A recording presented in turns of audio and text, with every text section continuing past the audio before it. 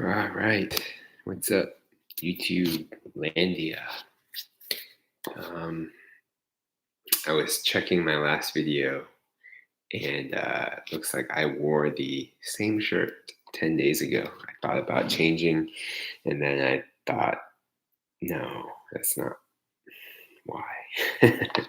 this is not this is not that important, but I need to go get a different shirt just so that I'm not wearing the same shirt 2 videos in a row.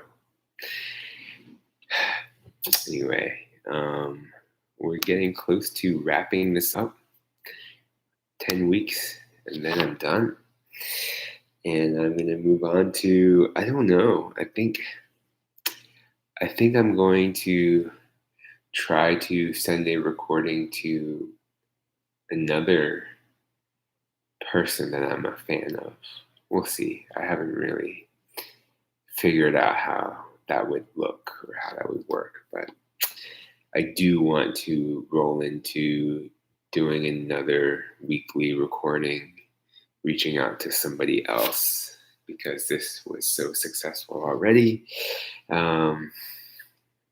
Hopefully, I've got to walk that fine line of getting to know the person that I'm trying to reach out to without scaring them away or frustrating them. So we'll see. Hopefully Jason is enjoying my messages. The early indications were that he was, but I'm hoping that as we get to week 9 and 10, it's not a bit too overbearing, a bit too much for him. Anyway, my message for Jason this week is, I don't know, it's kind of a mess. It's really more of like it's not profound. It's like wannabe profound, but I don't know. It's not really. And it's more like me rambling and sharing a little bit about myself.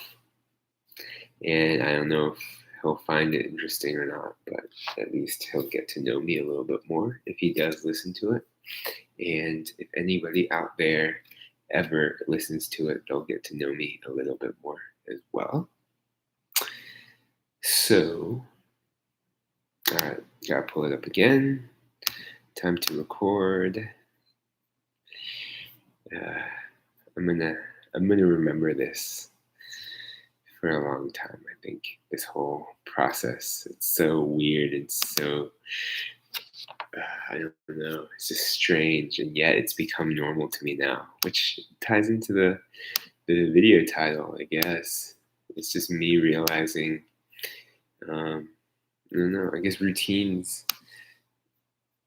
there's normalcy in routines, I guess. All right, audio recording. Let's try and nail this in one take for Jason. Oh, it's not going to work, I think. I bet it's going to error out the first time, just like it has the last few videos. All right, give it a try though. Oh, it's working. Hey, Jason, it's Max again. And all right, here we go. So I was having a conversation with a guy who's in Singapore visiting his parents and kind of just escaping the lockdown conditions in California right now, since Singapore is doing a lot better. And he was explaining how on his first day out in the city, seeing all the people and sounds and urbanity, it was like he was a country boy visiting the city for the first time. Those were his words. So here's this guy. He grew up in Singapore and Shanghai and lives in San Francisco, but he's feeling overwhelmed by the city atmosphere in Singapore. I didn't really understand him at first until he explained that because of the pandemic, he hasn't experienced this type of sensation in almost a year. And sure, it was amplified by the fact that he went through 14 days of quarantine in a hotel room also. But I realized I will probably have the same type of shock to my system whenever things eventually get back to normal wherever I am. Anyway, it then reminded me of this time ages and ages ago when I was heading off to grad school in a big city for the first time. And I briefly entertained the idea of incorporating a day of solitude, of silence, more or less, every week or every 2 weeks, where I would intentionally at least plan to not interact with a single human being in real time. So no phone calls, no online messaging, and certainly no face-to-face meetings with anyone. I never did end up doing this, but and I probably can't do it anytime soon now since I am responsible for two little kids. But in a way, I think it would be really cool because I'm such an extrovert and I get very, very pumped by being in crowds, being around lots of people, being in a vibrant and dense urban environment. And now this is making me wonder if this could be a way to manufacture that high of being in a bustling metropolis simply by starving yourself of that interaction for a day or two. And then I realized this is what most people do, right? They go to the mountains, the lake house, the woods, disconnect from the world for a few days, and then they come back refreshed and rejuvenated and ready to go. But I'm just such a city-centric person. I never thought about it that way before. It just didn't occur to me. So maybe I am more normal than I realized. Yeah, we're getting towards the end because I don't know. I don't know what's the value. What am I talking about? But at the same time, I'm not trying to always, I don't need to have something profound to say every week. Then anyway, it's also very late.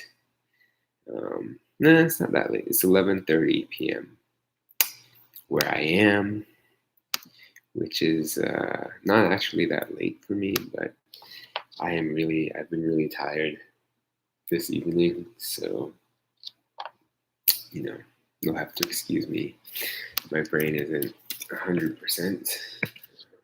Happens with two young kids. Anyhow,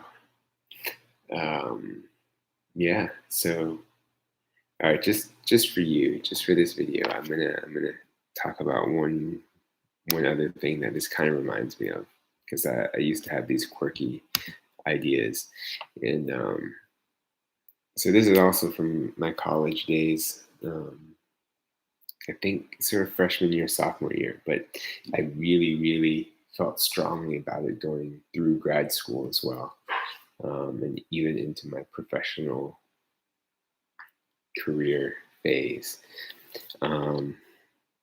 Because when I started working, I didn't work a normal 9 to 5, so it was pretty close to just like keeping my own schedule and working when I wanted. And so basically the thing is, like, ever since I began college out on my own, living independently, I slept in. I didn't get up early. I missed my morning class my freshman year pretty much close to 100%. And then I stopped taking morning classes. But what I noticed when I just slept the way I wanted to, I would sleep a long time. I would sleep like 10 hours, 11 hours, sometimes 12 hours in one stretch. And then it felt good to sleep that long. And then when I was awake, I wouldn't be tired if I was doing that routine, sleeping as long as I wanted, waking up on my own and getting a good 10 to 12 hours of sleep. I wouldn't be tired until, like, I don't know, 18 hours of being awake or so. 16, 17, 18 hours. I don't remember the exact numbers. I did sort of see the pattern at the time, and then I started like piecing numbers together, and I realized that I was best when I was sort of instead of a 24-hour day, if I was in sort of a 28-hour day, something like that.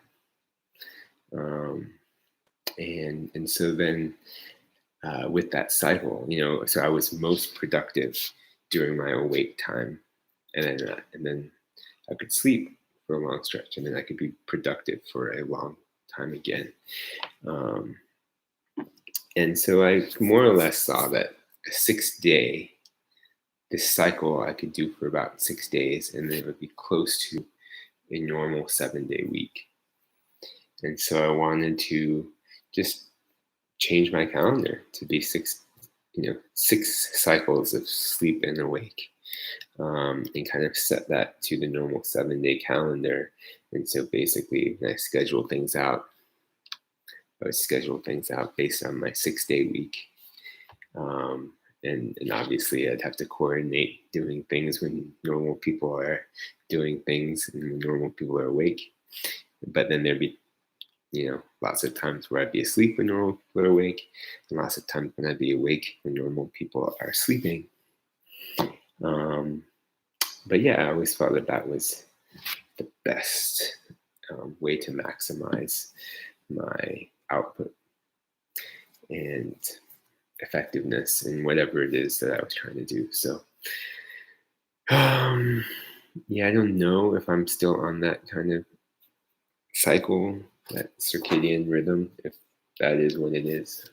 It probably has evolved over time. I'm probably more like a 7-day a week kind of person now, 7 sleeps a week. But yeah, I don't think practically with a family, I don't think you can do that anymore. But that's just something that's always been in my head. Like, what if I'd done that? Would I have been able to be more productive when I was younger? All right, just more rambling. This is getting ridiculous. I'm gonna call it. Peace.